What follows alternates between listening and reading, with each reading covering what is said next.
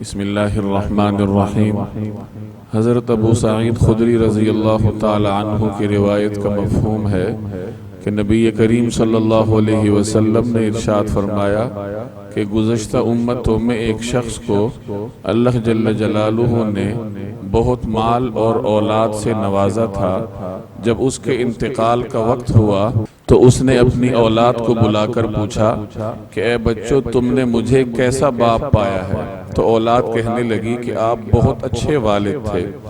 تو وہ کہنے لگا لیکن میں نے آج تک کوئی نیکی کا کام نہیں کیا، لہٰذا جب میرا انتقال ہو جائے تو تم لوگ مجھے جلا دینا اور میری راکھ کو پیس لینا اور تیز آندھی والے دن میری راکھ کو سمندر میں بہا دینا۔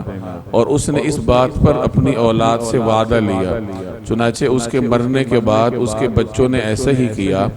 پھر اللہ تبارک و تعالی نے کلمہ کن کے ذریعے اس شخص کو جیتے جاگتے انسان کی صورت میں کھڑا کیا اور اس سے سوال کیا کہ تم نے ایسا کیوں کیا؟ تو وہ کہنے لگا کہ یا رب العالمین، آپ کے خوف کی وجہ سے۔ تو اللہ جل جلالہ نے اس کی مغفرت فرما دی۔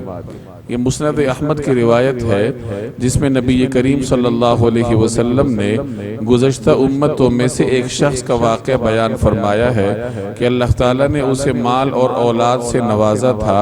اتنی نعمتوں کے باوجود وہ اپنی زندگی میں اللہ جل جلالہ کی اطاعت نہ کر سکا، لیکن اس کے دل میں اللہ کا خوف تھا اور یہ احساس تھا کہ میں نے زندگی بھر اللہ تعالیٰ کی ناشکری کی ہے۔ اس نے مجھے مال دیا، اولاد دی، لیکن میں بدلے میں اس کی عبادت نہ کر سکا، ناشکری ہی کرتا رہا، تو میرا عذاب تو بہت سخت ہوگا۔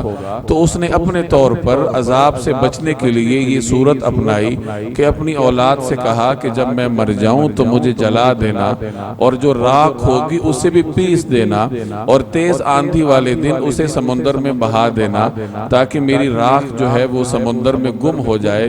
اور مقصد یہ تھا کہ اللہ کے سامنے مجھے پیش نہ ہونا پڑے اور عذاب سے بچ جاؤں۔ لیکن اللہ تبارک و تعالی ہر چیز پر قادر ہے۔ اس کے بچوں نے اسے سمندر میں بہایا تو اللہ تعالی نے کلمہ کن کے ذریعے اس کی تمام جسم کے اعضاء کو جمع کر کے دوبارہ اسے جیتے جاگتے انسان کی شکل میں کھڑا کیا اور اس سے سوال کیا کہ تم نے ایسا کیوں کیا تھا؟ اپنے بچوں کو اس قسم کا حکم کیوں دیا؟ تو وہ کہنے لگا یا اللہ، آپ کا خوف ہی اتنا زیادہ تھا کہ میں نے اپنی اولاد کو یہ نصیحت کی کہ مجھے جلا دینا۔ تو اللہ تعالیٰ نے اس کے دل میں موجود خوف خدا کی وجہ سے اس کی مغفرت فرما دی۔ اس روایت سے یہ سبق ملتا ہے کہ اللہ تبارک و تعالیٰ کا خوف بہت قیمتی چیز ہے۔ اول تو انسان کو کوشش کرنی چاہیے کہ اس خوف کا کوئی ثمرہ نکلے، نتیجہ نکلے اس شکل میں کہ انسان اپنی زندگی میں اللہ تبارک و تعالیٰ کی نافرمانی نہ کرے۔ لیکن اگر نافرمانی ہو بھی جائے اور دل میں اللہ تعالیٰ کا خوف ہو تو اللہ جل جلالہ کا یہ خوف کسی نہ کسی شکل میں انسان کو فائدہ دے کے ہی چھوڑتا ہے۔ اللہ جل جلالہ مجھے اور آپ کو عمل کرنے کی توفیق عطا فرمائے۔